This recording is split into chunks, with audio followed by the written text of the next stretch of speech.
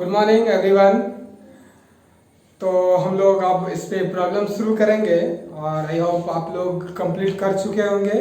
कुछ वीडियो आप लोग छोड़ देते हैं और पढ़ नहीं पाते हैं। क्यों नहीं पढ़ पाते हैं? तो अब तो आपको एक अच्छा गैप मिल गया होगा पढ़ने का और बहुत अच्छे ढंग से पढ़ भी लिए होंगे।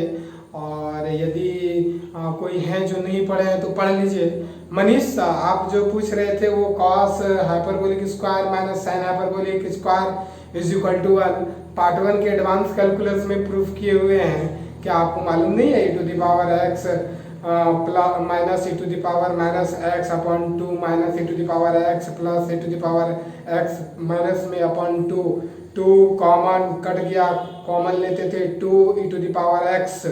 क्लियर है? 2 2 cancel, e to the power x cancel आ गया। कितना आसानी से आया था। तो कोई बात नहीं, हम लोग वो जो आपका था उसका रिजल्ट 1 होगा, याद रखिएगा आप।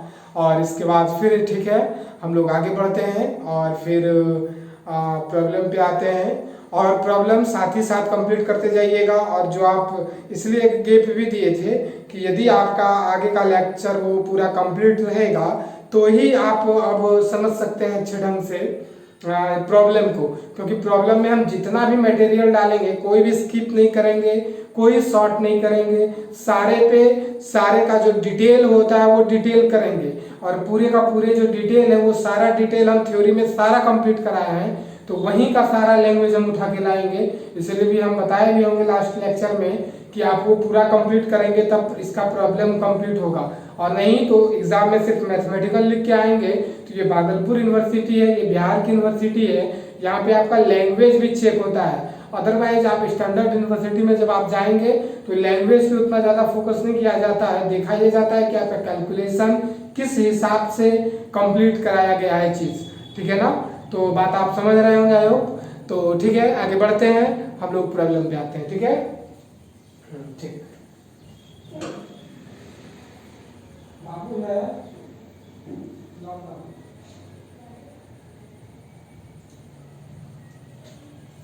तो चलिए आइए शुरू करते हैं problem number first.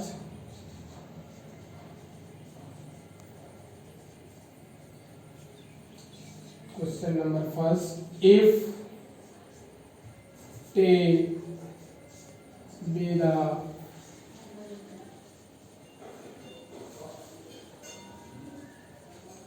tension at point P F Y of the string, या यहाँ क्लियर लिखा हुआ रह सकता है आपके एग्जाम में, of the common catenary and T0 that at the lowest point of the quaternary, then prove that a square minus t0 का square is equal to w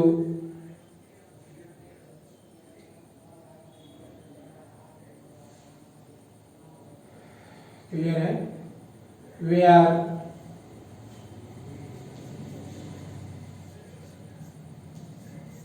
w is the weight of the string, weight of the arc of the string। Clear कर देते हैं। ठीक,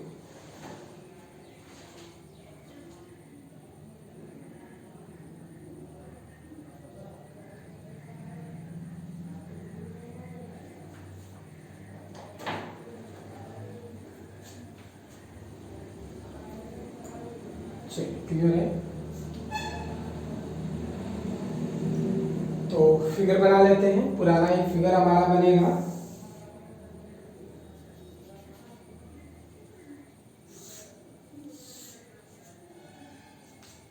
ये x axis, ये Y axis, ये ए, ये B, ये पी एक्स वाई, ये टी कॉस साई, ये साई, ये टी साइन साई। पुराना फिगर जो था हमारा वही रहेगा।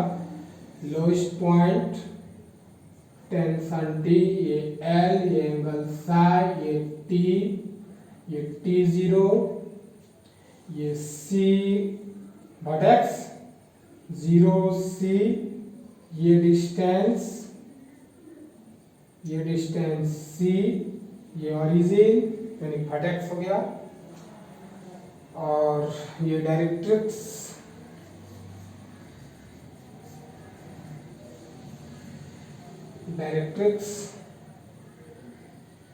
और तो बाकी कुछ नहीं है। ठीक, आइए बढ़ते हैं, प्रूफ पे आते हैं। सारा चीज पुराना है, पुराना लिखते जाएंगे, समझ में आते जाएगा, बोलने की कोई लंबा जरूरत भी नहीं है। Proof late us consider a common category. सबसे पहले हम लोग कॉमन कैटेगरी ले लिए, ए सी बी, ये कैटेगरी नेमिंग कर देते हैं। ए सी बी नेमिंग करना जरूरी है। ठीक, लेट सी, जीरो सी समझ में आ गया होगा, lowest point, be the lowest point of the category and pxy be any point on the catenary such that, इस प्रकार से अर्क लिखते थे, अर्क सीपी, इन चीजों को 11th में लिखने सीखे होंगे। सीपी पे ये लाइन दे देंगे, स्टैंडर्ड लगता है थोड़ा सा। तो CP is equal to S. Clear, समझ में आ गया होगा, यहां तक में कोई दिक्कत नहीं ना। आइए आगे बढ़ते हैं।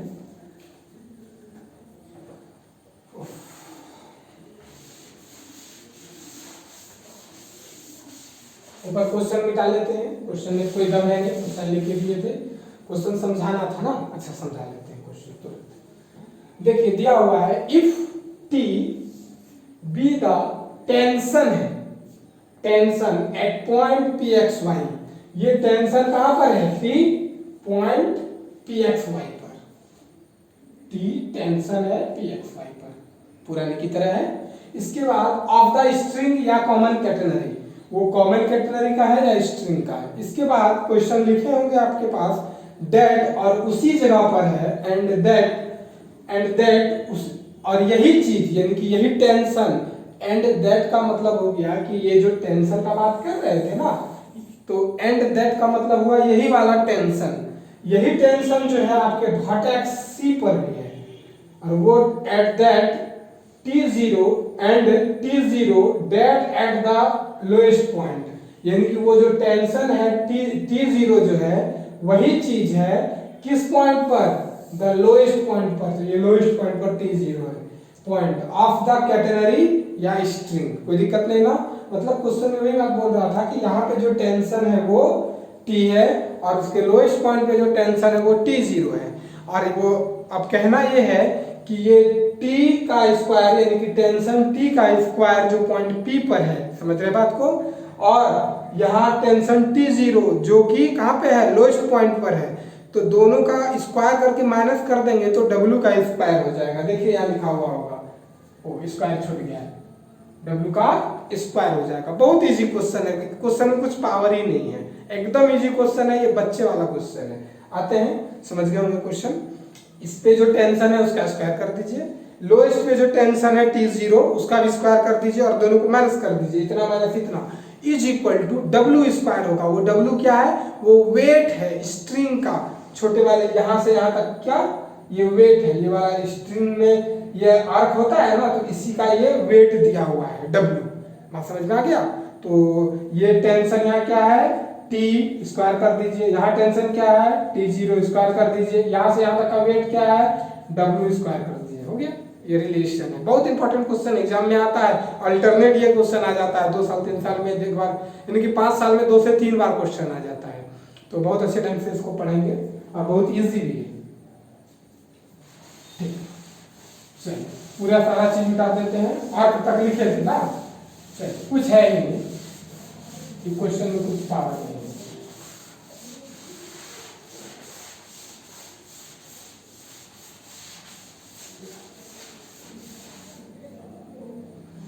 चलिए यहां तक लिखे थे, यहां पे लिख दीजिएगा और and also it is given that W is the weight of the arc CP। Arc लिखने सीखे, आर्क CP, यानी कि इसका वेट कितना हुआ है CP है, और ये तो जानते हैं ये डाउनवर्ड में W लगेगा ही, क्लियर है, नीचे डाउनवर्ड में लगेगा ही। यहाँ से यहाँ तक की दूरी कितना S, क्लियर सी बात है। आगे बढ़ते हैं, अब चलिए, हाँ अब टेंशन हम लोग डिसाइड करेंगे। लेट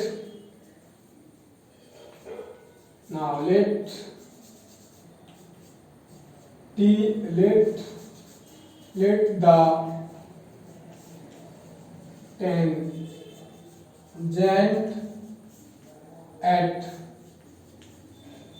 point P xy कर दीजिए, which makes angle psi with directrix।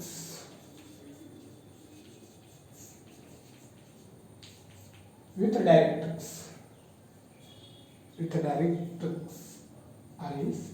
ठीक, with directrix।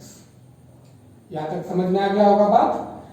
मतलब ये जो टेंजेंट आप देख रहे हैं, ये टेंजेंट किस पॉइंट पर है, वो टेंजेंट आसपास रेखा किस पॉइंट पर है, वो पॉइंट है P पर, और वो पॉइंट जो है, वो टेंजेंट जो है डायरेक्ट्रिक्स के साथ एंगल क्या बना रहा है, साइ बना रहा है। उसी बात को लिखे।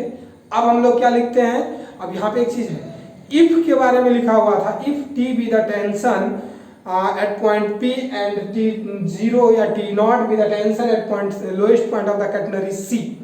तो यहाँ पे आप लेट से ही प्रयोग करें तो बहुत अच्छी बात है, तो इट इज गिवन भी आप दे सकते हैं। हम लेट से ही लिखते हैं, इट इज गिवन दैट, या लेट से लिखते हैं, let T and T0 be the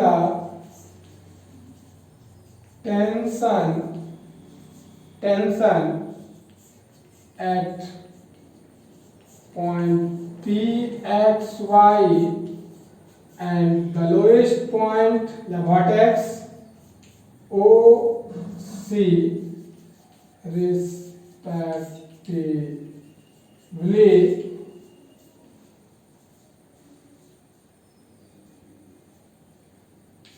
on the catenary पे ये एक लोएस्ट पॉइंट है, कोई दिक्कत नहीं हुआ होगा यहाँ तक में। चलिए हमारा टेंशन का भी काम हो गया, ये भी काम हो गया, ये भी काम हो गया, इसका भी काम कर ही दिए हैं। बाकी अब हमारा क्या बचा है, now the position of earth, last में वही लिखते हैं। अब सारा मिटाते हैं, अब यहीं से कैलकुलेशन बढ़ेगा।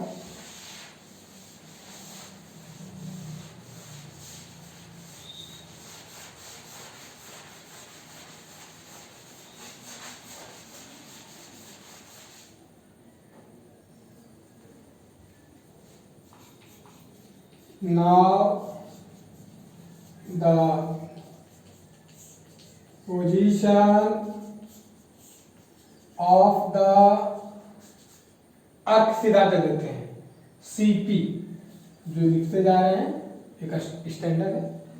Now the position of the अर्क इतना of the catenary ACB are in equilibrium under the action of three forces से वो under the action of three forces in equilibrium. बातों को समझ रहे होंगे। पहला the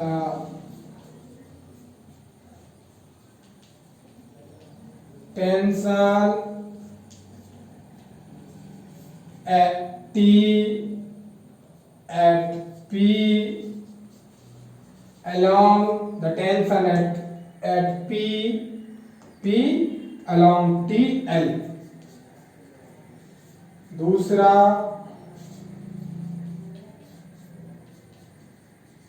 the tension T0 at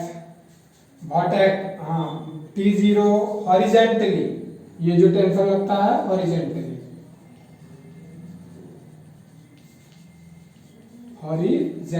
ठीक है। और तीसरा इट्स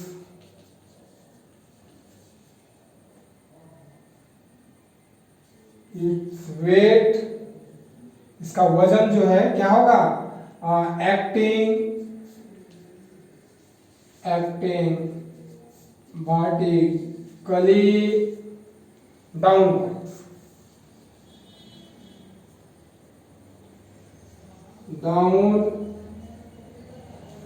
डाउनवर्ड्स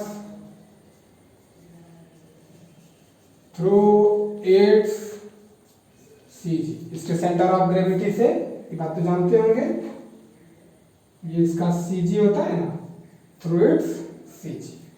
यहां तक समझ गए होंगे। Now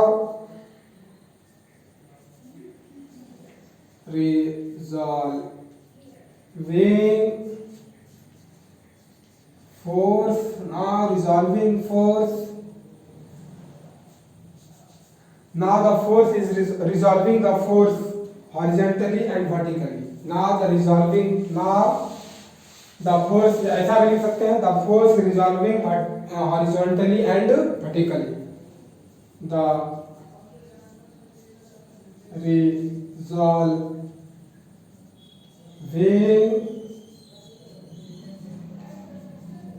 force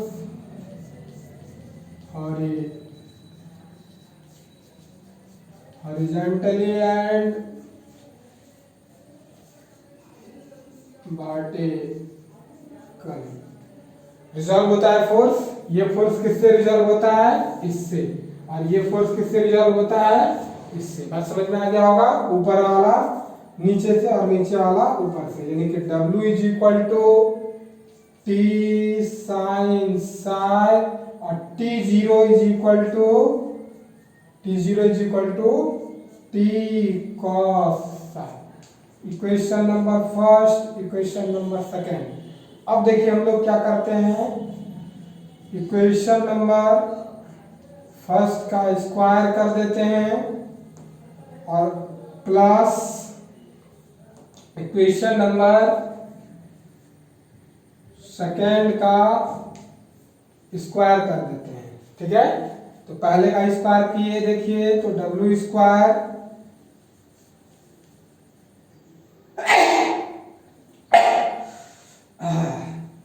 T square sine psi plus T square cos psi. Clear, समझ में आ गया होगा। W square plus T zero का square is equal to T square common sine square और कॉस स्क्वायर, यानी कि sine square psi plus cos square psi. W square plus T square is equal to T square, W square is equal to T square minus T zero का square. Proof हो गया, कोई दिक्कत नहीं, दिख रहा है कि नहीं दिख रहा होगा। तो हम लोग समझे कि कितना इजी था ये क्वेश्चन, और इसी तरह का थोड़ा सा बढ़ेगा, कुछ ज़्यादा बढ़ेगा नहीं, पूरे चैप्टर में पूरा लैंग्वेज मिलता जुलता चलेगा।